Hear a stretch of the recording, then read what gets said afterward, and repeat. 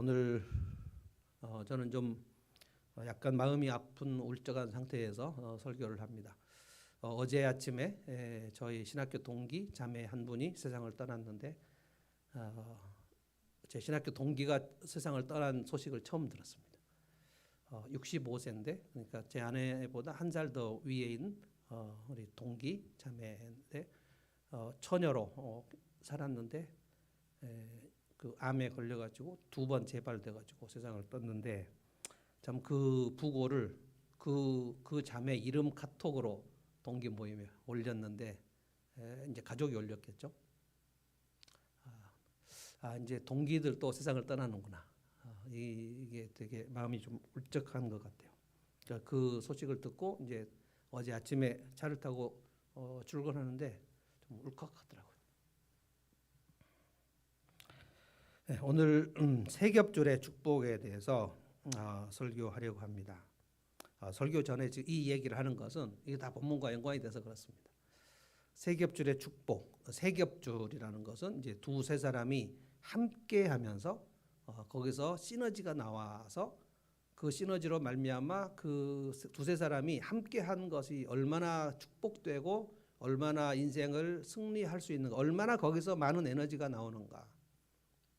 이 세겹줄의 축복은 사실상 삼위일체 하나님이 누리고 계시는 축복입니다. 영원토록 그분은 성부, 성자, 성령 하나님은 단독적이고 독립적인 인격체이시기 때문에 사실상은 세 분이 맞는데 우리는 늘 이제 그 교리문답에서 하나님은 한 분이다라고 얘기하는 것은 삼위일체이기 때문에 그 세 분이 영원부터 영원까지 단 한 번도 충돌과 균열이 없이 서로 소외시키는 것 없이 아들은 아버지를 위하고 성자 예수님은 아버지의 뜻을 거역한 적이 단 한 번도 없어요.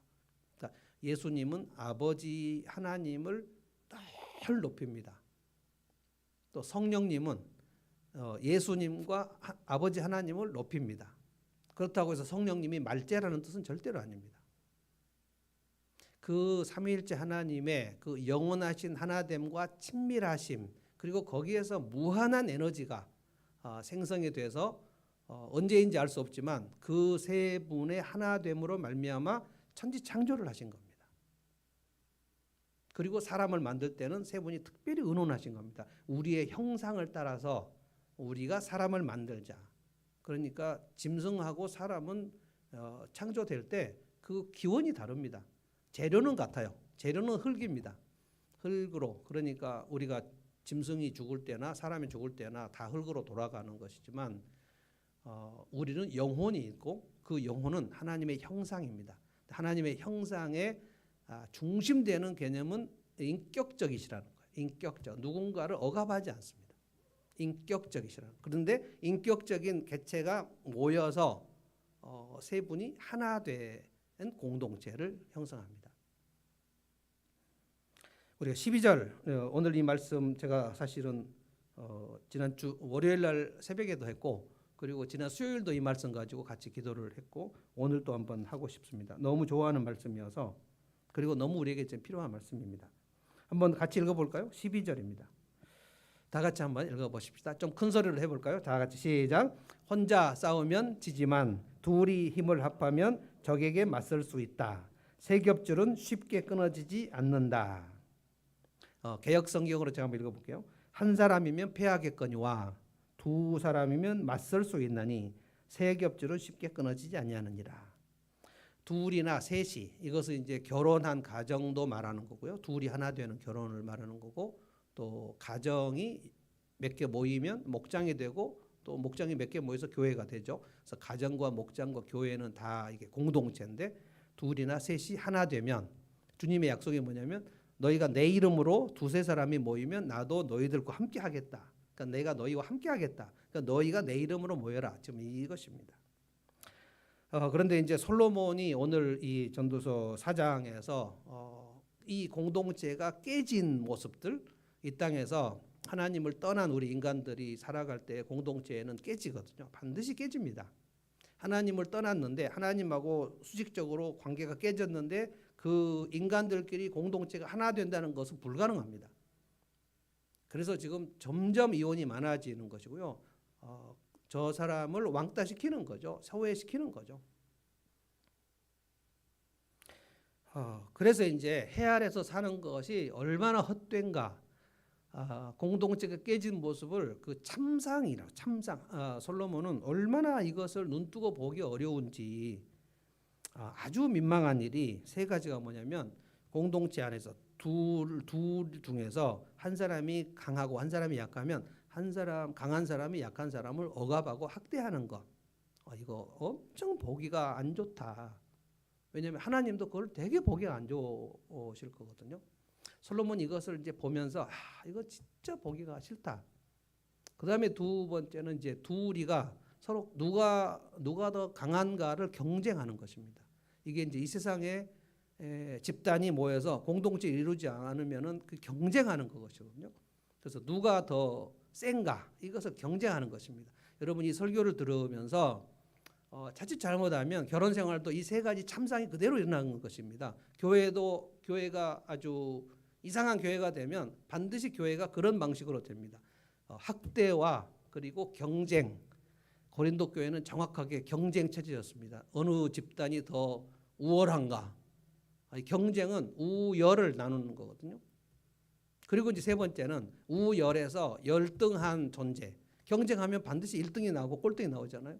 그러면 이제 약자, 패배자는 고립을 시킵니다. 그래서 학대와 경쟁과 고립 이 세 가지를 솔로몬 이걸 보면서 진짜 두 눈 뜨고는 못 보겠다. 차라리 이것을 두 눈 뜨고 보는 것보다는 죽는 게 훨씬 낫겠다. 그러다가 더 나아가가지고 차라리 이 꼴을 보느니 죽는 것이 낫지만 아예 태어나지 않는 것이 훨씬 낫겠다. 너무 그 모습이 비참한 인간의 참사. 하나님을 떠난 인간들은 모여서 이 세 가지밖에 할 것이 없어요. 학대하고 경쟁하고 고립시키고.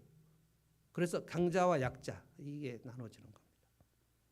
그래서 이제 이 공동체 얘기를 하면서 솔로몬이 대안이 하나밖에 없다는 거예요. 이 따뜻한 공동체를 만드는 것이 유일한 대안이다. 자, 1절을 한번 제가 읽어보겠습니다. 이게 학대인데요. 개역 성경에는 학대라고 나오고 우리 세번역에는 억압이라고 나왔습니다. 제가 읽어보겠습니다. 나는 또 세상에서 벌어지는 온갖 억압을 보았다. 억압. 억눌리는 사람들이 약한 자죠. 약한 자들이 눈물을 흘려도 억압을 당하고 눈물을 흘린다는 거예요. 너무너무 억울해서 이게 이제 공의가 깨지는 거거든요. 눈물을 흘리면 그들을 위로하는 사람이 없다. 억누르는 사람은 폭력을 휘두르는데 억눌리는 사람을 위로하는 사람이 없다. 이게 이제 솔로몬 이걸 본 거예요. 해 아래에서 자행되는 모든 억압을 살펴봤는데 강한 자와 약한 자가 있는데 강한 자가 약한 자를 억압하더라는 거예요.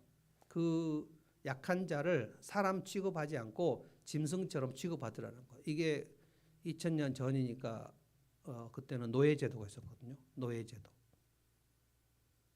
이 노예제도가 없어진 게 아브라함 링컨, 미국에서 링컨 대통령이 남북 전쟁하다가 그러니까 북군이 이제 링컨 편이고 남쪽은 노예들을 다 부려야만 목화 생산을 하기 때문에 남쪽은 노예를 해방시키는 걸 반대했고 링컨은 이제 노예를 해방시키자 엄청난 싸움이 벌어졌죠. 미국의 남북 전쟁이 이제 노예 전쟁 때문에 그렇습니다. 노예를 해방시킬 것인가, 해방시키지 않을 것인가. 그런데 링컨이 이겼죠. 그래서 노예를 해방시켰습니다. 이게 성경에 근거해서 한 것이에요. 영국도 엄청난 노예 무역이 있었습니다. 아프리카에서 노예를 잡아다가 배로 이송을 해가지고 완전히 닭장차 같이 해가지고 노예들을 잡아고 아프리카로 영국에 있는 큰 배가 노예를 잡으려고 엄청 다녔습니다. 그래서 노예를 잡아오면 착취를 하고 거기서 노예를 팔고 인신매매죠. 노예를 팔고 이것은 영국의 국회의원 윌리엄 윌버포스가 자기 평생에 하나님 앞에 소명을 받아서 내가 이 노예 무역의 법안을 내가 살아있는 동안 내가 국회의원 하는 동안에 폐지를 해야 되겠다. 평생 걸려서 노예 무역을 폐지시켰습니다. 그리고 얼마 후에 세상 떠났습니다. 그러니까 윌리엄 윌버포스, 아브라함 링컨 이게 지금 2000년 전에는 상상할 수 없는 것이고 2000년 전에는 아예 노예 제도가 있는 것이죠. 사람이 사람을 수직적으로 위에 있는 사람이 아랫 사람을 지키는 노예를 부리고 종을 부리고 학대하고 무시하고 약한 자를 짓밟고 억누르고 저는 그래서 이제 식민지 일본이 우리를 식민지 하지 않았습니까? 이것은 우리가 뭐 억울하게 당했지만 지금도 식민지가 우리 조선에게 참으로 유익했다라고 얘기하는 진짜 정신 나간 사람들이 이 땅에 많이 있습니다. 왜냐하면 해방된 이후에 식민지 친일파들이 우리나라 정계, 학계 그리고 재계를 다 잡았습니다. 그게 이승만 대통령이 한 아주 무자비한 짓이었고 이승만 대통령이 친일파 사람들을 다 정계에다 진출시켰고 학계에 다 진출시켜서 식민사관을 가지고 있는 사람들이 우리나라 지배계층이었어요. 저는 이제 역사를 공부했기 때문에 그리고 더 황당했던 것은 뭐냐면 제가 역사학을 공부할 때 우리나라 국사를 가르치는 서울대 교수님들이 친일파들이었어요. 식민사관을 가진 사람들이 국사를 가르치는 그 선생님들이었어요. 그래서 그 국사학파 중에서 식민사관을 몰아내려고 하는 학자들과 식민사관을 계속해서 정당화시키는 학자들 사이에 엄청난 학문적인 충돌이 있었습니다. 식민지나 그리고 독재, 군사 독재, 그러니까 힘으로 탱크로 시민들을 억압해서 자기의 권력을 유지하는 이 모든 것들이 다 학대입니다. 그러니까 독재는 학대가 일어나지 않을 수가 없어요. 그 사람의 자유로운 인권을 침해하는 것이 학대거든요. 근데 인간 대 인간 사이에서도 여러분이 바운더리라는 책을 읽으시면 알 수 있지만 둘이 살면서도 인간이 인간을 엄청나게 학대합니다. 결혼 생활 안에서도 일어나고 부모 자녀 안에서도 엄청나게 학대가 일어납니다. 이걸 심리학원은 침범이라고 합니다. 침범. 이 사람의 독립적 영역을 부모라는 이름으로 침범하는 거고 남편과 아내가 있는데 독립적인 영역이 있어야 보장해야 되는데 내가 이 사람의 영역을 침범하는 것을 알 수 없어요. 왜냐하면 이 사람의 독립적 의사를 물어보지 않고 내가 너의 의사는 이걸 거야 라고 생각하고 그냥 행동하거나 가정을 이끌어가면 그건 침범이 되고 학대가 됩니다. 솔로몬이 이것을 보면서 이건 참상이다. 이건 참상. 그런데 성경을 모르는 사람들은 어떻게 할 방법이 없어요. 그러니까 성경을 모르는 사람들은 둘이 살면 특별히 수평적인 관계를 유지하지 못합니다. 한 사람은 밑으로 들어가고 싶고 한 사람은 위에서 지배하고 싶어요. 그래서 상호관계를 만들어버립니다. 그래서 억누르고 짓누르는데 이제 억눌리는 사람은 너무 눈물이 나겠죠. 피눈물이 나겠죠. 억울하죠. 그런데 솔로몬이 본 것이 정말 가슴이 답답한 게 뭐냐면 억누르는 사람, 눈물을 흘리는데 위로하는 사람이 없더라는 거예요. 왜 그렇습니까? 위로하는 사람이 위로를 하려면 저 사람이 억눌리고 학대를 받는데 위로를 하려면 그 억누르는 그 강자, 악하고 강한 사람과 맞상대해서 싸울 용기가 있어야 되죠. 그래서 눈물 흘리는 사람들이 있는데 그들 편에서 위로하는 자들이 없더라는 거. 이게 이제 가장 가슴 아픈 일이었어요. 그것을 보면서 1절에 뭐라고 그랬죠? 2절에 이것을 보느니 차라리 죽는 것이 낫다는 거예요. 차라리 죽어서 이 꼴을 안 보는 것이 너무 낫다는 거예요. 누군가가 사람을 학대하는 그 모습이 그리고 그 사람이 억눌림을 받고 눈물을 흘리는데 아무도 와서 찾아주는 사람이 없을 때 좀 이따 얘기하겠지만 그게 이제 고립, 절대 고립 상태로 들어가는 거거든요. 약자를 고립시키는 상태. 그거는 완전히 하나님을 떠난 집단들의 모습입니다. 3절에 보면 뭐라고 그랬습니까? 이 둘보다는 차라리 둘은 뭐냐면 죽은 사람이나 산 사람이나 이거예요. 죽은 사람 산 사람보다 차라리 태어나지 않은 편이 훨씬 낫다는 거예요. 그 다음 쭉 보면 뭐까지 얘기를 하냐면 내가 차라리 어미 뱃속에서 낙태로 죽은 사람이 훨씬 나보다 낫다 이런 표현까지 써요. 그래서 솔로몬이 이 학대의 참상을 보면서 너무너무 그 고통스러웠구나를 깨달을 수 있어요. 지금 우리나라에 뭐 이런 일들이 엄청나게 많이 있죠. 억울한 사람들, 연약한 사람들의 얘기를 강한 자들이 안 들어주는 거죠. 그래서 여러분들이 그 어떤 집단을 보거나 연약한 자들이 이 소리를 낼 때 귀를 기울여 주는가 무시하는가를 잘 보아야 돼요. 어떤 집단이든지 교회나 가정이나 회사나 연약한 자의 목소리에 귀를 기울여 주면 그거는 하나님에 좀 더 가깝게 가는 거고요. 연약한 자의 목소리를 무시하고 진압을 하는 집단은 훨씬 더 하나님을 떠나 마귀 쪽으로 가는 겁니다. 그래서 어떤 리더를 볼 때도 여러분이 그것을 기준으로 판단하시면 돼요. 정치인들을 볼 때도 그런 기준을 보고 판단하시면 돼요. 4절을 봅니다. 4절은 경쟁입니다. 제가 읽어보겠습니다. 4절, 온갖 노력과 성취는 바로 사람끼리 갖는 경쟁심에서 비롯되는 것임을 나는 깨달았다. 이게 하나님이 주신 지혜로 깨달은 거예요. 사람들이 열심히 노력하고 무엇인가를 성취하려고 그러는데 그 동기가 뭔가를 잘 봤더니 경쟁이 그 속의 동기더라는 거예요. 개역성경은 시기라 그랬습니다. 시기. 경쟁은 뭡니까? 둘이 달리기를 하는데 누가 이길 것인가, 누가 1등이 되고 누가 2등이 될 것인가. 아주 죽으라고 열심히 사람이 일을 하고 달리는데 그게 결국 내가 쟤를 이겨야만 돼라는 동기에서 가득하는 거예요. 여러분, 이건 하나님 나라가 아닙니다. 저는 그래서 누구를 경쟁시키는 구도, 여러분 부모들이 자녀들을 경쟁으로 키워서 공부를 하게 하거나 뭐 말을 듣게 하거나 그건 아주 안 좋습니다. 왜냐하면 경쟁을 시키면 두 사람이 화목할 수가 없어요. 절대로. 근데 세상은 경쟁 구도입니다. 우리 대한민국은 태어나서부터 유치원 때부터 경쟁을 해야 돼요. 그래서 경쟁으로부터 자유롭지 않습니다. 1등이 있고 2등이 있고 우리가 고등학교 다닐 때는 그 학교에 복도 벽에 1등부터 꼴등까지 쫙 써놨어요. 정말 무식하게 써놨어요. 1등 누구, 2등 누구 각 반별로 써놓고 전교 1등부터 해서 쫙 써놨어요. 꼴등 다 이름 다 써놨어요. 지금도 누가 잘하나 이 경쟁 구도, 이것은 여러분 절대로 성경적이지 않다는 것을 여러분 아셔야 돼요.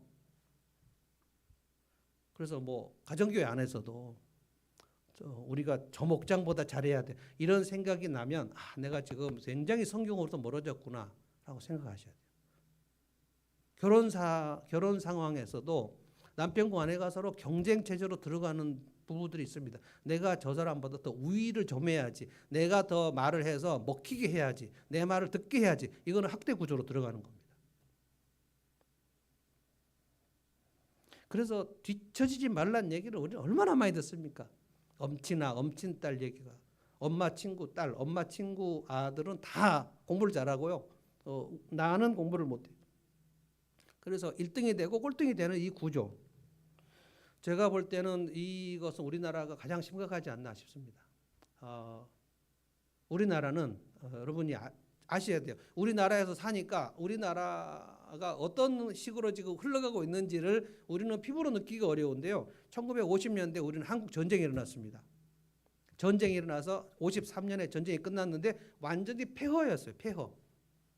완전 폐허였는데 60년, 70년, 80년 1988년 우리 올림픽 했고요. 2002년 월드컵 했고요. 이렇게 50년 만에 폐허에서 선진국 대회 35,000불로 간 나라는 세계에서 유일합니다. 그 와중에 한국 교회도 엄청난 성장을 했고요. 그러니까 경제 발전하고 교회 성장이 똑같이 갑니다. 그래서 35,000불이 됐어요, 지금. 그래서 OECD에 들어갔습니다. 그런데 이렇게 급속도로 경제가 좋아져 버리면 그 사이에서 그 와중에 50년, 60년, 70년, 80년, 90년 여러분과 제가 다 지금 그 세대 아닙니까? 저는 61년생이고요. 여러분 뭐 80년생, 지금 90년생 있겠죠. 우리는 그 급격한 경제 성장 그 구도 속에서 다 경쟁으로. 그래서 그 경쟁에서 살아남아야 되기 때문에 아주 탁월한 사람들이 나오는 거예요. 무한 경쟁을 해야 되기 때문에. 그래서 최고로 1등한 사람들이 이제 BTS, 뭐 손흥민, 뭐 김연아, 뭐 이런 사람들이 세계에서 1등을 하죠. 그런데 그 사이에는 패배한 사람들이 엄청 많이 있는 거예요. 그래서 부자가 있는 거고 고급 정보를 가지고 우리나라는 땅만 열심히 살면 부자가 되는데 지금 이제 그게 딱 꺾였죠. 고금리가 돼가지고 연끌해서 땅하고 집 산 사람들이 지금 가장 어려운 시기가 되었는데 그 전까지는 부동산은 불패였죠. 땅만 사면 되는데 어느 땅이 개발되는가 이것을 이제 고급 공무원들은 고급 정보를 다 알았고 자기 뭐 처가 식구들 뭐 시댁 식구들 뭐 알려서 다 미리 땅을 사놓으면 그때 이제 그 땅이 개발되는 거예요. 그게 강남이고 그게 판교고 그게 광교고 뭐 그런 겁니다.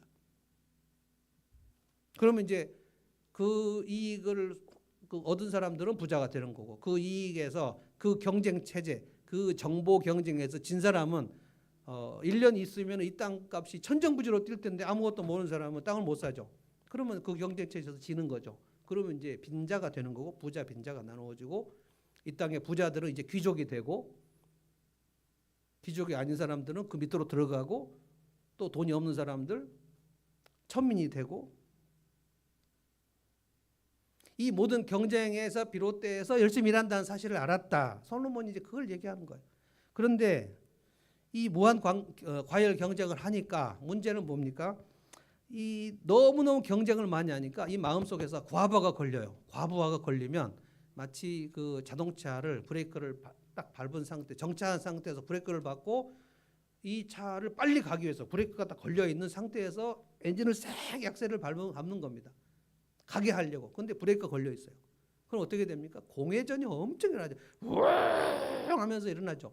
근데 자동차가 한 발짝도 앞으로 안 나가죠. 그러면 기름이 막 달아지고 연기가 나고 막 그 매연이 엄청나게 나죠. 이게 이제 경쟁을 해서 지나치게 잘하려고 하는데 안 되면 강박증이 생기는 거고요. 그래서 누군가가 부모나 누군가가 너는 왜 그렇게 못하니? 라고 계속 하면 낮은 자존감이 생겨서 우울증이 생기는 거고 그러다가 숨이 답답해서 공황장애가 생기는 거고 그러다가 어느 날 갑자기 아무 일도 할 수 없는 의욕이 상실된 무기력증이 생기는 거고 자기 에너지가 다 소진됐는데 모르고 달리다가 탈진이 오는 거고 저는 그래서 계속 지금 이 공황장애 환자들, 무기력증 환자들, 우울증 환자들을 제가 이제 상담하는데 앞으로 대한민국은 더 심각하게 그렇게 갈 것입니다. 방법이 없습니다.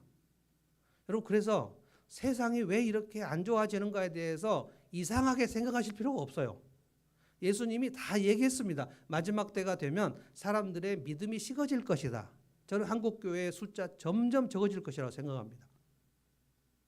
올해 무슨 일이 있었는지 아세요? 올해 총신대학원 저가 나온 대학원은 합신이고 합신은 본래 총신에서 나온 거예요. 거기가 큰 집입니다. 총신대학원이 드디어 미달이 됐습니다. 그래서 총신대학원 교수님들이 아주 막 큰일 났다. 그러니까 지방신학교는 이미 미달되는 상태인데 신학교들은 거의 미달이었어요. 1990년까지는 미달이 아니었어요. 90년까지는 목사를 하면 잘 된다 뭐 이런 게 있었어요. 제가 80년 중반에 신학교로 갔는데 그때는 정말 그 목사하는 것이 이게 참 고생이다 이런 생각하지 않았어요. 정말 재밌는 얘기 해드릴까요? 80년대 초반에 이화여대 그 여자 대학생들을 신랑감 직업 1위인가 2위가 목사였습니다. 그러니까 사모님이 되면 나는 출세할 수 있다 이런 생각을 이화여대 학생들이 했었다는 거예요. 그 신문에 다 나와 그랬어요. 지금은 이제 아예 신학생 자체가 지금 미달된 상태니까 이제는 감을 잡은 거야. 아 목사 되면 진짜 고생하겠다. 점점 미달인데 아마 이것이 이 비율이 만회되기는 어려울 것 같습니다. 그러니까 신학교 문 닫는 신학교들 있을 거고요. 문 닫는 교회 점점 많아질 거고요. 교회 인구는 점점 줄어들 거고 특별히 어린이, 청소년, 청년의 숫자는 점점 적어질 거고 교회는 고령화가 될 것입니다. 이것을 솔로몬이 이걸 봐요. 3,000년 전에 이걸 봐요. 지금 3,000년이 지났습니다. 우리가. 점점 심화된다는 거예요. 그래서 7절이 뭐냐면 이제 약자들의 고립입니다. 7절 제가 읽어볼게요. 나는 세상에서 헛된 것을 또 보았다. 한 남자가 있다. 뭐 남자만 그렇다는 건 아니에요. 고립된 여자들도 많죠. 자식도 형제도 없이 혼자 산다. 그러나 그는 쉬지도 않고 일만 하며 산다. 그렇게 해서 모은 재산도 그의 눈에 차지 않는다. 왜냐하면 경쟁으로 하니까 내가 지지 않아야 돼 하고 막 하는데 이 사람 주변에 지금 이미 아무도 없어요. 그러면서 가끔 뭐라고 말합니까? 나는 어째 즐기지도 못하고 사는가? 내가 누구 때문에 이 수고를 하는가? 라고 말하니 그의 수고도 헛되고 부질없는 일이다. 이 사람이 열심히 일하면서 휴가도 한 번 안 가고 일을 하는데 주변에 아무도 없어요. 그러니까 부모, 형제, 친척, 친구가 언제부터 없어졌는지는 알 수 없지만 이 사람이 열심히 일을 하는데 이 사람이 아마 막노동을 하는 것 같습니다. 이 세상 경쟁에서 뒤처진 사람이에요. 잘 나가는 사람 얘기하는 것은 아닌 것 같습니다. 이 세상의 약자가 돼서 경쟁에서 이제 뒤처져 가지고 약자인데 그러니까 약자가 되면 여러분 주변에 사람이 없어집니다. 여러분도 가끔 경험하실 거예요. 사업을 하다가 사업이 망하면 주변에 사람이 싹 없어집니다. 정치들도 마찬가지입니다. 국회의원 당선되면 막 엄청나게 몰려들고요. 저 사람이 대통령 후보로 그 지지율이 1위다. 그러면 수많은 사람들이 몰려듭니다. 그 사람들을 요즘에 파리떼라 그래요. 파리떼. 파리떼가 엄청 몰려들어요. 권력을 줄 것 같다는 거죠. 근데 그 사람이 이제 대통령 떨어지면 쫙 빠집니다. 이게 세상이에요.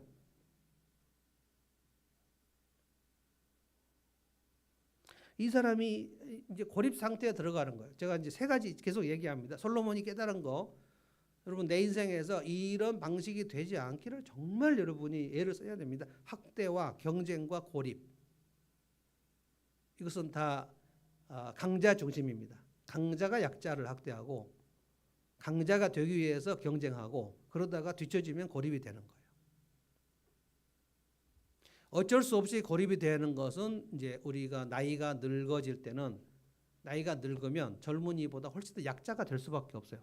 그러면 나이가 늙어서 병들면 고립이 됩니다.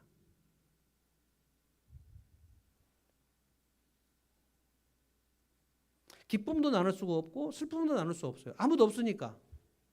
이 사람은 지금 열심히 일을 해갖고 무엇인가 돈을 버는데 이 돈을 벌어갖고 함께 밥을 먹을 사람이 없어요.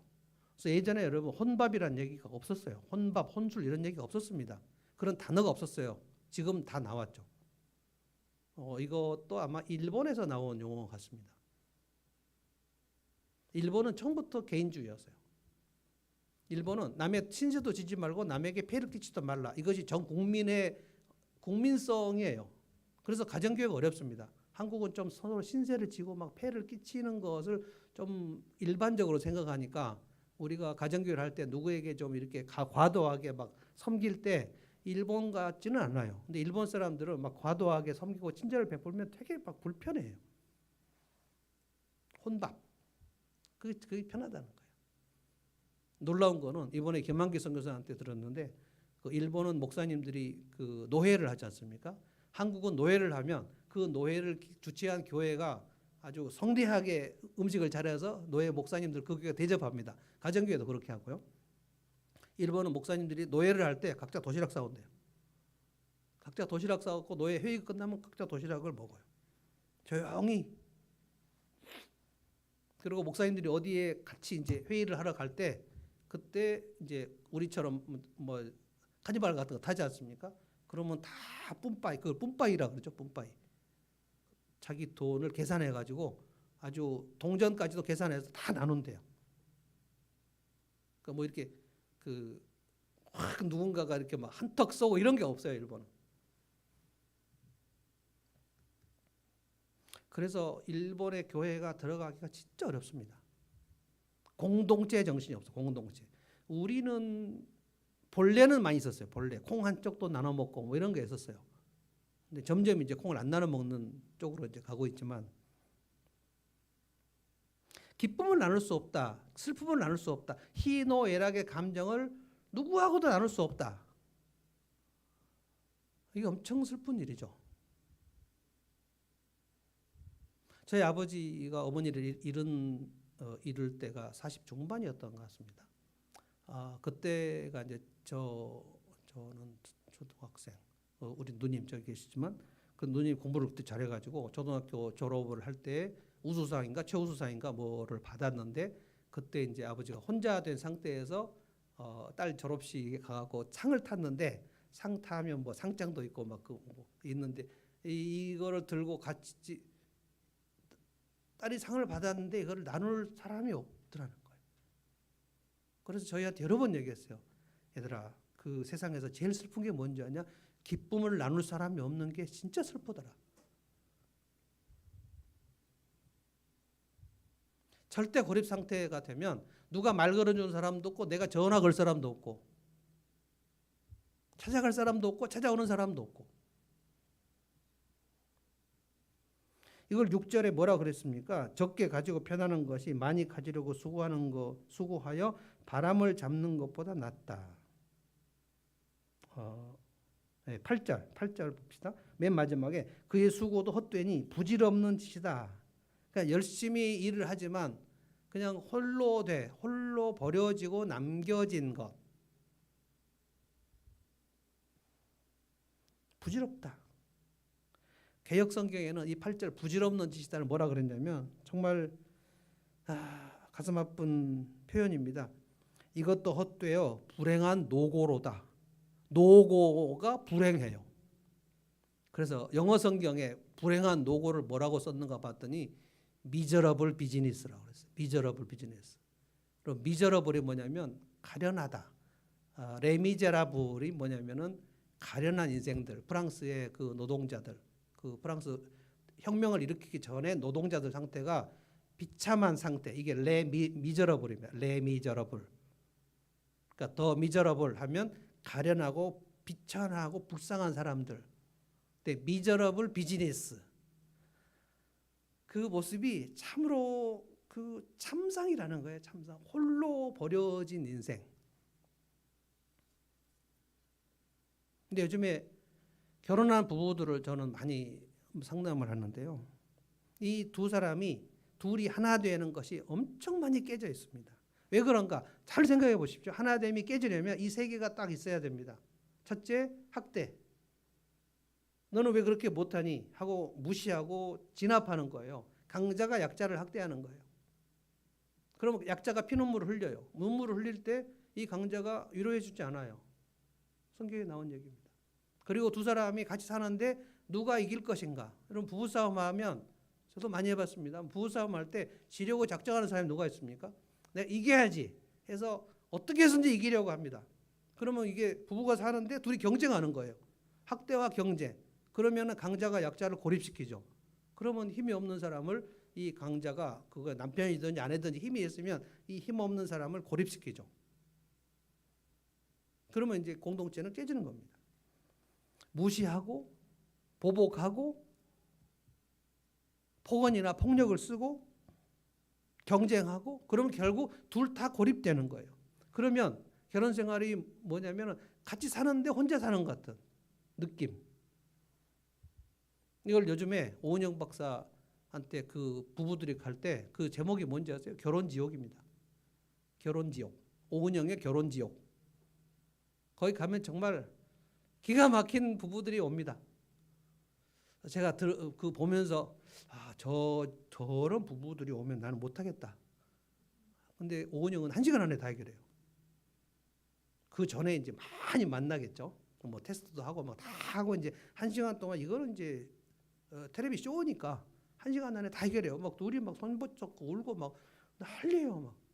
야, 오은영은 1시간에 해결하는데 나는 왜 이렇게 오랫동안 해도 해결이 안 될까? 옛날에 그 수사반장 최불암은 1시간 안에 항상 범인을 잡았죠. 같이 사는 게 지옥인 거예요. 지옥. 그래서 공동체가 깨지면 이렇게 저는 봅니다.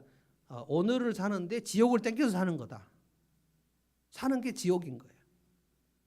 공동체가 깨지는 게 지금 그겁니다. 그런데 하나님을 떠난 인간들끼리 살면서 이 참상으로부터 그 해방될 방법이 없습니다. 방법을 몰라요. 솔로몬이 이것을 깨달았다 그랬어요. 이렇게 깨달으니 이걸 어떻게 하냐? 이 미저러블 비즈니스를 어떻게 하면 좋으냐? 차라리 이 꼴을 보느니 태어나지 않은 거거나 아니면 죽는 것이 낫지 않을까? 너무 힘들다는 거. 강자가 약자를 억압하고 피눈물 흘리는데 아무도 위로하는 사람이 없고 그는 경쟁에 뒤처졌으며 그는 약자가 되어서 고립된 상태. 그러니까 오늘날로 말하면 독거 노인인데 어떤 자식도 안 찾아보는 상태. 그런데 이웃집 할머니가 와서 막 이 약한 할머니를 때려가지고 막 쓰러져갖고 멍들어갖고 울고 있는데 아무도 어디 전화도 할 수 없는 상태. 그게 참상이라는 거예요.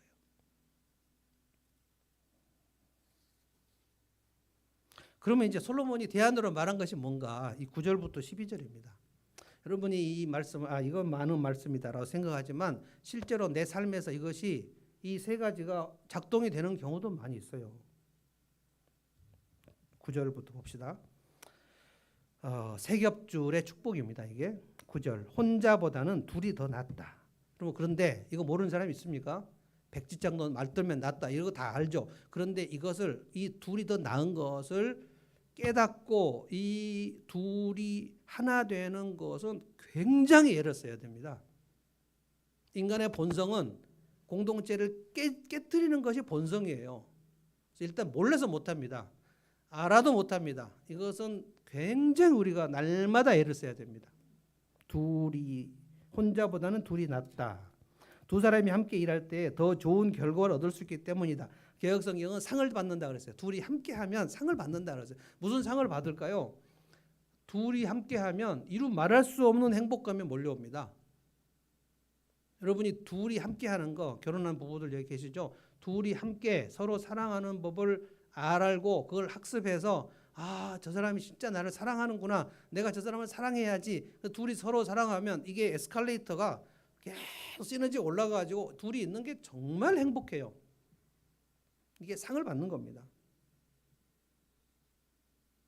솔로몬이 지금 얘기한 거예요. 둘이 함께 하는 것이 적어도 세 가지 영역에서 낫더라는 거예요. 둘이 일할 때, 둘이 길을 걸을 때, 둘이 싸울 때. 솔로몬이 지금 엄청나게 큰 수를 부르짖습니다. 솔로몬이 전도서 1장부터 12장까지 하는데 이게 다 헛되고 부질없고 덧없고 바람을 잡아내는 것 같고 마치 인생 냉소주의처럼 그렇게 말해요. 전도서를 잘 읽으셔야 돼요. 그게 끝이 아닙니다. 하나님을 경외하면서 둘이 함께 하는 것이 우리로 말하면 예수 잘 믿는 크리스찬 부부가 서로 사랑하는 법을 깨닫는 것이 이것이 얼마나 엄청난 복인가 이것을 얘기하는 거예요. 둘이 함께 마음을 모으면 어떻게 되는가? 10절입니다. 둘이 길을 갈 때 무슨 일이 일어날까요? 그 가운데 하나가 넘어지면 둘이 길을 가는데 한 사람이 넘어진다는 거예요. 그러면 다른 한 사람이 자기 동물을 일으켜 줄 수 있다. 그러나 혼자 가다가 넘어지면 딱하게도 일으켜 줄 사람이 없다. 여러분 둘이 같이 살다가 한 사람이 아플 때가 있습니까? 없습니까? 아플 때가 있죠. 저는 큰 병이 없었지만 제 아내는 우리 지금 한 30몇 년 살았는데 큰 수술을 엄청 많이 했습니다. 영국에서도 한 2-3번 했고 한국에서도 3번 정도 했고 수술하고 아플 때 어떻게 할 것인가? 둘이 걷다가 한 사람이 무엇인가 부도가 나거나 망하게 되면 어떻게 할 것인가?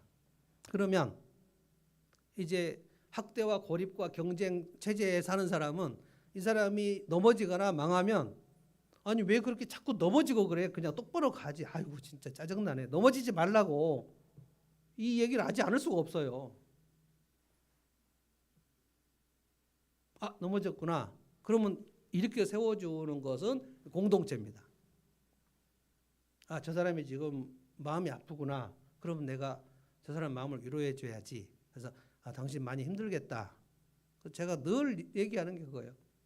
상담할 때 제가 아주 그분들에게 외우라고 얘기한 게 집에 가시면 남편에게 퇴근하면 그냥 무조건 얘기하십시오. 당신 오늘 참 힘들었겠다라고 얘기하면 힘들지 않은 하루는 없습니다.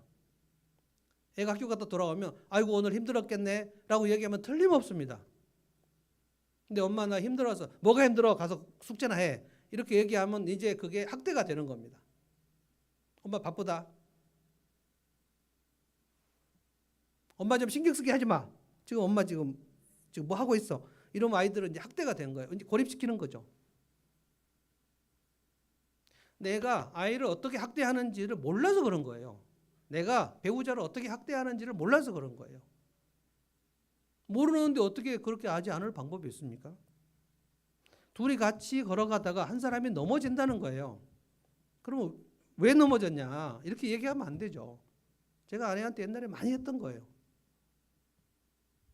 왜 그릇을 자꾸 깨냐? 제 아내는 그릇을 자꾸 깨요. 그래서 깨지지 않게 좀 하면 안 되냐? 근데 몇십 년 살고 깨달았어요. 아, 그렇게 하는 법이 뇌에 장착이 안 됐구나. 제가 마치 길치인 것처럼 아무리 여러분이 길을 알려줘도 저는 한 번 간 길을 다시 절대로 내비 없이 못 찾아갑니다. 목사님 지난번에 오셨잖아요. 뭐 그런 얘기를 하는데 지난번에 갔죠. 그게 이제 그 다음에 하고 싶은 말이 그분이 하고 싶은 말이 뭐겠어요? 그런데 못 찾아오세요? 아니 여기를 못 찾아오신다고? 그러고 늘 저한테 뭐 거기서 우회전해가지고 쭉 가시다가 좌회전해가지고 그러면 거기 뭐가 그러면 저는 멍해집니다. 우회전 좌회전? 길치들은 길을 알려주면 안 돼요. 같이 가줘야 돼. 그래서 내비가 나오기 전에 제가 박병원 전사님하고 진짜 친하게 지냈습니다. 내비가 나온 이후에 이제 내가 이제 혼자 다녀도 되겠다. 그래서 멀리하고 있어요. 길치가 길을 모르는 것처럼 아무리 알려줘도 모르는 것처럼 물건이나 이런 것을 깨는 사람들은 이 뇌에 깨지지 않게 하는 장치가 없어서 그래요. 저는 이제 알아요. 제 아내는 왜 자꾸 넘어지는가? 왜 손가락을 베는가? 왜 자동차를 나무에 박았는가? 이게 다 이제 생각이 나. 뭔가 장치가 없구나. 전 그걸 몰라가지고 아니 왜 그렇게 하냐고 하고 적어도 30년 이상 살면서 15년은 얘기했던 것 같아요. 학대다 학대. 그리고 부부가 살면 지식이 똑같은 사람끼리 만납니까? 에너지가 똑같은 사람들이 만납니까? 센스가 똑같은 사람들이 만납니까? 제가 어제도 상담하면서 한 분에게 이걸 알려드렸는데 진짜 놀라더라고요. 제가 이렇게 얘기했어요. 집사님 둘이 살면 한 사람은 센스가 많고 한 사람은 센스가 적습니다. 그러면 센스가 많은 사람은 어떤 모임에 가든지 사회성에 발달해서 적절한 행동을 합니다. 그런데 센스가 좀 부족한 사람은 적절하지 않은 행동을 합니다. 그런데 자기가 얼마나 부적절한 행동을 하는지 모릅니다. 그런데 둘이 살면 이 센스가 없는 사람을 볼 때 센스가 많은 사람들이 미칠 것 같이 힘듭니다. 그래서 아니 왜 그 시간에 말도 안 되는 소리를 했냐고. 이게 학대예요, 학대. 근데 결혼 초에는 이걸 측정할 수가 없어요. 이 사람이 얼마나 센스가 없는지 내가 가진 센스를 이 사람이 안 갖고 있는 것을 측정할 수가 없어요. 그래서 막 얘기하는 거예요. 아니 왜 이렇게 센스가 없냐고. 그러면 센스가 왜 이렇게 없냐고 라는 얘기를 들으면 센스가 생깁니까?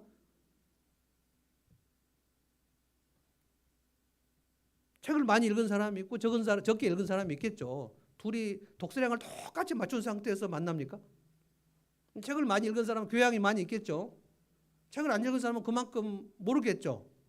여러분 프랑스 대혁명이 언제 일어났는지 아세요? 1789년에 일어났습니다. 거의 여러분이 프랑스 대혁명이 일어난 연도를 모르실 거예요. 그런데 내가 개인이나 은희를 보면서 프랑스 대혁명이 언제 일어난지를 왜 모르니? 그렇게 무식해도 되겠니? 이게 학대예요, 학대. 그것도 모르니? 그것도 몰라? 당신은 그것도 몰라? 이 공동체가 깨지는 거예요. 그런데 둘이 가다가 한 사람이 넘어지면 어떻게 한다고요? 읽어봅시다. 아예 10절 다 같이. 결혼한 사람만 읽을까요? 같이 다 읽을까요? 다 같이 읽읍시다. 우리 공동체 안에서도 넘어진 사람이 있을 수 있으니까 10절 다 같이 읽겠습니다. 시작. 그 가운데 하나가 넘어지면 다른 한 사람이 자기의 동물을 일으켜 줄 수 있다. 그러나 혼자 가다가 넘어지면 딱하게도 일으켜 줄 사람이 없다. 진짜 맞잖아요. 혼자 가다가 넘어지면 혼자 툭툭 털고 일어나야지. 누가 일으켜 줍니까? 근데 이게 딱하다는 거예요. 11절에는 또 진짜 혼자 사람들은 열받게 이런 소리를 했어요. 둘이 누우면 따뜻하지만 혼자라면 어찌 따뜻하겠는가. 근데 제가 위로해 드리겠습니다. 혼자 자면 그 자유롭기는 합니다. 자유롭긴 해요. 좀 따뜻하지는 않을 수 있지만. 그러니까 둘이 같이 일할 때, 둘이 같이 길을 갈 때, 둘이 같이 누울 때, 이게 뭐냐면 이 모든 상황이 둘이 함께, 셋이 함께 지금 있을 때 그 유익과 축복에 대해서 지금 얘기하는 거란 말이에요.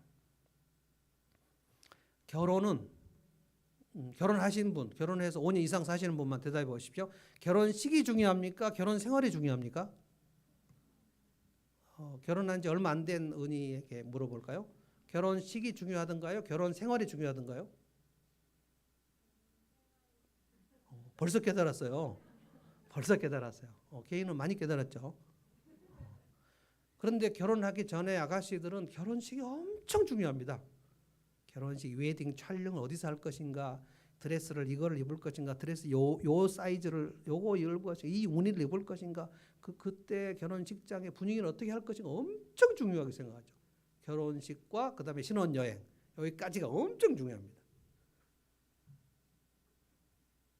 근데 살아보면 와, 결혼식을 왜 그렇게 중요하게 생각했을까?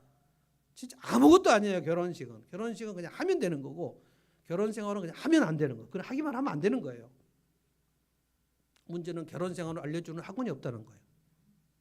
반드시 돈 주고 배워야 됩니다. 결혼 생활은.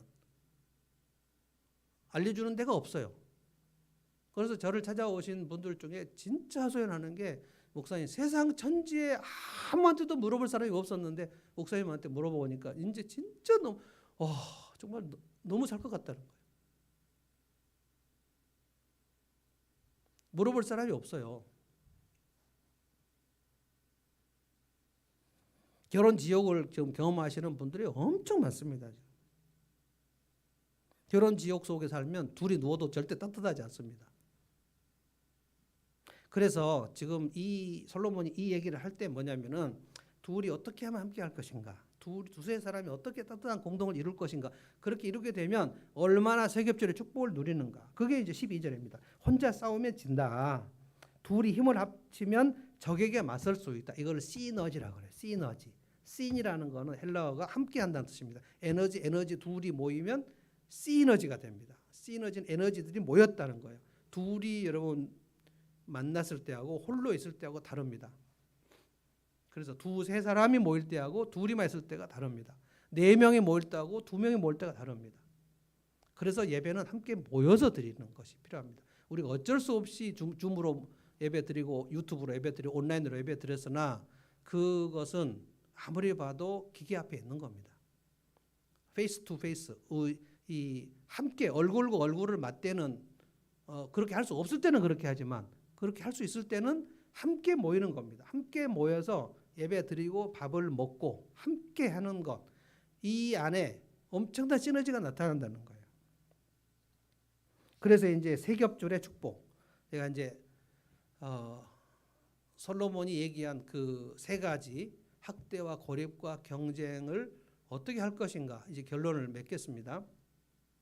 둘이나 셋이 절대로 내가 저 사람을 학대하지 않겠다. 저 사람의 의견을 절대로 무시하지 않겠다. 내가 학대를 하지 않고 저 사람을 내가 반드시 보호하겠다. 이 결단이 하나님 앞에서 있어야 돼요. 왜냐하면 솔로몬이 알려준 거예요. 솔로몬이 하나님의 지혜를 엄청 받아고 여기 알려준 거예요.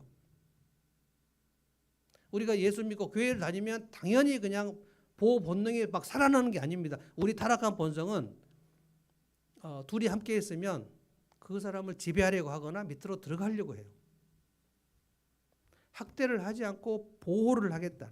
내가 학대를 멈추겠다. 약한 자를 보면 무시하지 말아야 되겠다.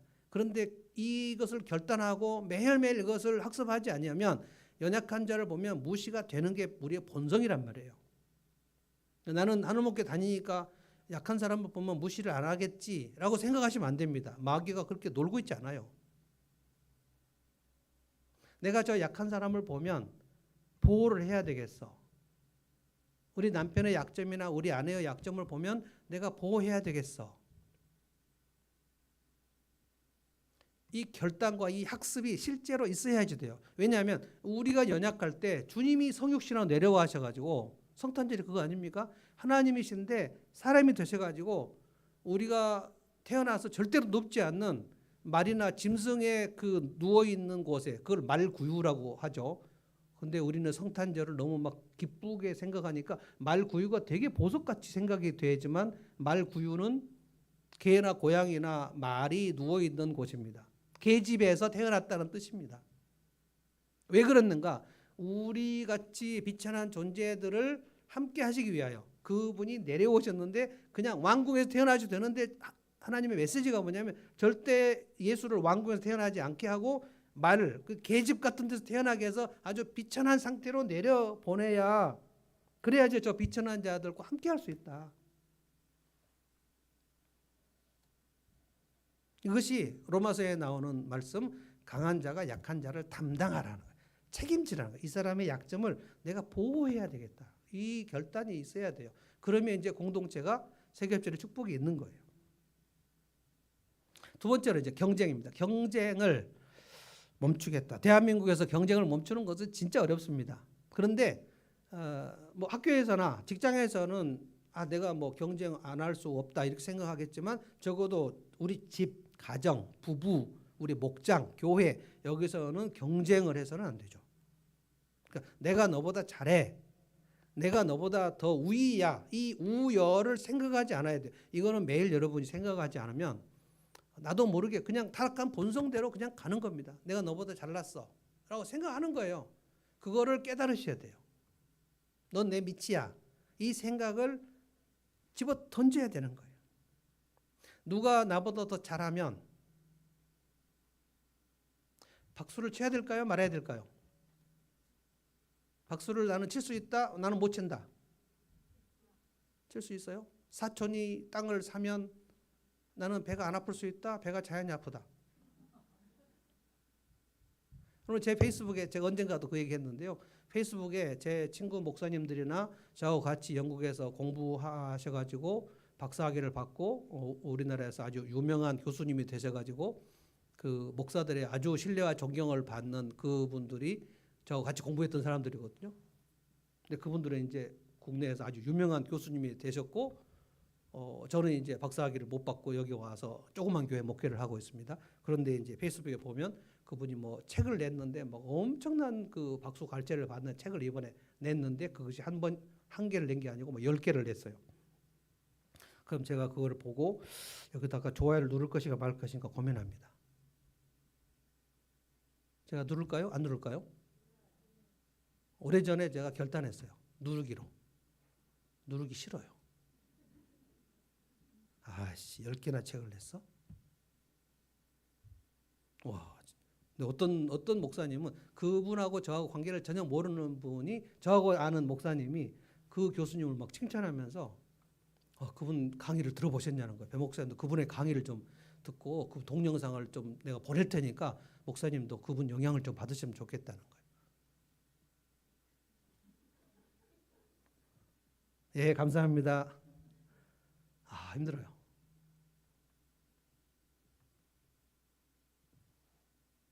그때 결단이 필요한 거예요. 결단이.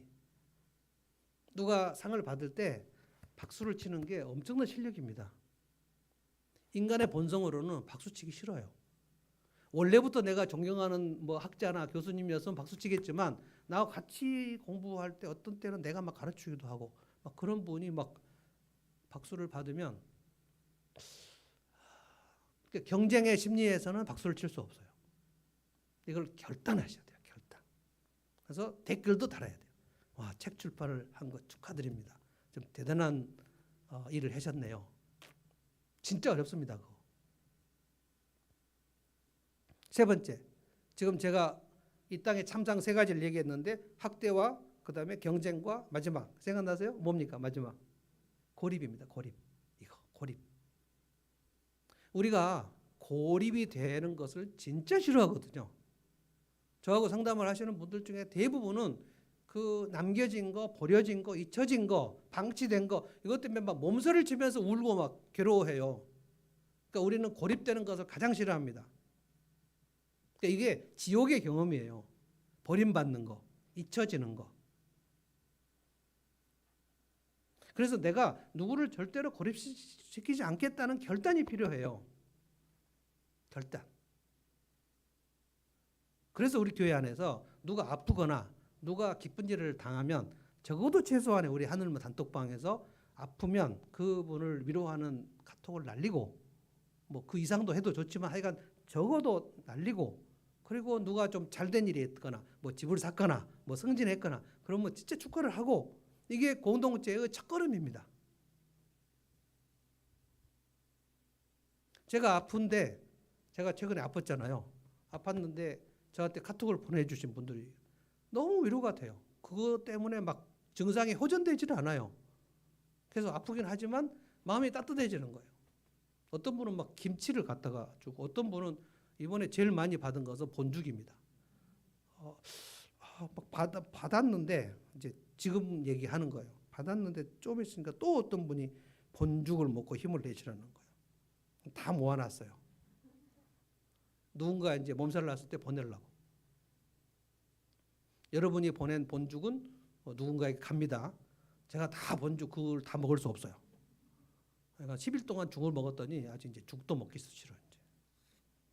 어떤 분은 직접 오셔가지고 뭘 주시고, 어떤 분은 카톡을 주시고, 어떤 분은 죽을 주시고, 어떤 분은 막 힘내라고 하시고, 너무 좋더라고요. 아, 가르친 대로 하는구나. 지금도 이제 아픈, 오늘 지금 이지천 권사님이 그 몸이 아프셔가지고 그 코로나 뭐죠? 그 저기 백신을 5번째 백신을 맞았는데 몸이 좀 부실한 상태에서 맞으셔가지고 지금 못 나오셨어요. 아침에 제가 이제 주일 아침에 박순인 권사님하고 늘 모시고 같이 이제 오는데 같이 안 오니까 제 아내가 허전하다. 근데 저도 좀 허전한 것 같아요. 그래서 예배 전에 이제 카톡을 날렸습니다. 지금 아프시다고 들었다. 그랬더니 지금 좀 어지럽다. 그래서 온라인으로 참석하실 수 있냐? 참석하겠다. 그리고 한 두세 번 정도 하고 왔습니다. 그리고 가만히 있으면 이 세겹절의 축복을 누릴 수 없어요.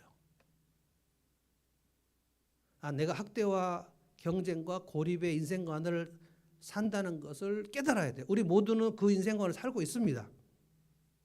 그래서 혼자 고립이 됐을 때 진짜 힘든 거예요. 이거를 깨달아야 돼요. 아, 내가 누구를 이렇게 무시하고 나보다 못하면 무시하는구나. 그래서 누가 잘하는가 경쟁으로 내가 살고 있구나. 그래서 내가 누군가가 아프거나 힘들 때 나는 그냥 모른 체 하는구나. 이걸 아셔야 돼요. 이거를 인지를 못하는 게 문제입니다. 이걸 깨닫고 내가 학대를 하지 않냐고 연약한 자가 있으면 보호를 하겠다. 이 결단. 내가 누군가 경쟁을 하지 않고 그가 잘하면 내가 응원을 하겠다. 결단. 그리고 내가 그 사람을 고립시키거나 모른 체 하지 않겠다. 그와 함께 하여 내가 참여해 주겠다. 이 결단. 그렇게 될 때 그 두세 사람 사이에 우리 교회 안에 이것이 말할 수 없는 축복이 있어. 이게 세겹절의 축복입니다. 이거는 천국을 땡겨 사는 겁니다. 엄청나게 많이 호소하시는 분들이 목사님 제가 어렸을 적에 학대를 받았어요. 내가 맞았어요. 내가 그 무시를 당했어요. 내가 방치를 받았어요. 그래서 내가 버려지는 경험이 지금도 너무너무 힘들어요. 이 얘기를 지금 엄청 듣고 있습니다. 여러분의 부모님으로부터, 여러분의 친구로부터, 여러분이 있었던 그 어떤 집단으로부터. 그런데 세상은 계속 그렇게 갈 거예요. 그러면 대안은 이 세겹절의 축복을 우리 가정에서, 우리 목장에서, 우리 교회에서 세겹절의 축복을 누리는 방법밖에 없습니다. 저는 이 교회가, 한국 교회가 지금 많이 연약해졌지만 저는 믿습니다. 교회밖에는 대안이 없다. 저는 그렇게 믿습니다. 그런데 하늘문 교회에는 이것이 대안이 되면 좋겠다. 이런 간절한 바람이 있습니다. 여러분이 이것을 시도해 보시면 돼요. 누군가를 보호하겠고, 누군가를 이겨먹지 않겠고, 우리 안에서 이겨먹을 사람이 누가 있습니까? 그가 혼자 있거나 누가 소외되는 것 같으면 찾아가서 같이 참여해주고 따뜻한 그래서 따뜻한 교회를 하자는 거예요. 이렇게 할 때 하나님께서 거기에 함께 하시고 여러분의 삶을 열어주시고 복을 주실 줄로 믿습니다. 이것이 세겹절의 축복이에요. 찬송합시다. 행복이라는 찬송. 이 찬송 옛날에 제가 몰랐는데 아마 우리 찬양팀에서 처음 부른 것 같아요. 한번 같이 해봅시다. 화려하지 않아도 정결하게 살고 가진 것이 없어도 감사하고 살고 내게 주신 작은 힘을 나눠주며 살며 이것이 행복이다. 세겹절의 축복 찬송하겠습니다.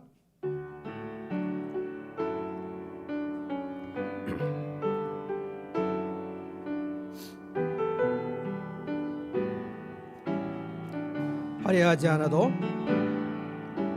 화려하지 않아도 정결하게 사는 삶 가진 것이 적어도 감사하며 사는 삶 내게 주신 작은 힘 나눠주며 사는 삶 이것이 나의 삶의 행복이라. 눈물 날 일 많지만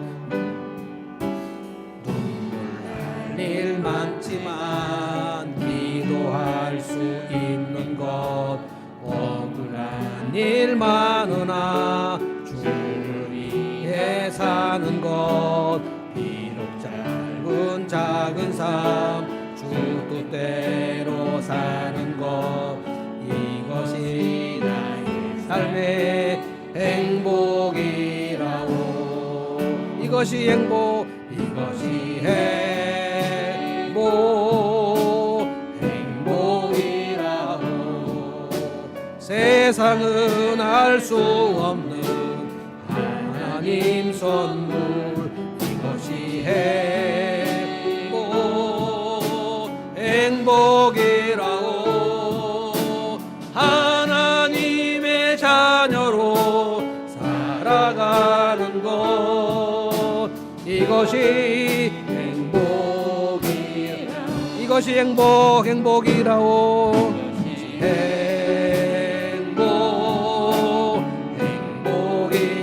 행복이라오. 세상은 알 수 없는 하나님 선물 이것이 행복이라오. 하나님의 자녀로 살아가는 것 이것이 행복이라오. 기도하겠습니다. 하나님 감사합니다. 저희들에게 참된 행복이 무엇인지 솔로몬을 통해서 깨닫게 하여 주시니 감사합니다. 하나님 저희들도 세겹절의 축복을 누리기를 원합니다. 세상은 학대하고 경쟁하고 고립시키고 그리하여 버림받고 버리고 살지만 저희들은 보호하고 참여하고 관심을 가져주며 그리하여 따뜻한 공동체를 이루어가 보겠습니다. 주님 하늘문께 각 가정들을 주여 복을 주시고 둘이 함께 하나 되게 하여 주시고 목장에 복을 주시고 두세 사람이 함께 주님의 이름으로 모일 때 주님이 그곳에 복을 주셔서 참으로 큰 행복을 맛보도록 주께서 역사해 주시옵소서. 목장마다 주님 복을 주시고 그 복을 나누어 주는 목장 되게 하여 주시고 하늘문 교회를 축복하사 이곳이 정말 따뜻한 공동체가 되게 하시고 이곳에서는 경쟁하지 않게 하시고 이곳에서는 연약한 자들을 품어주게 하시고 이곳에서는 연약한 자가 있으면 찾아가서 껴안아주고 일으켜 세워주는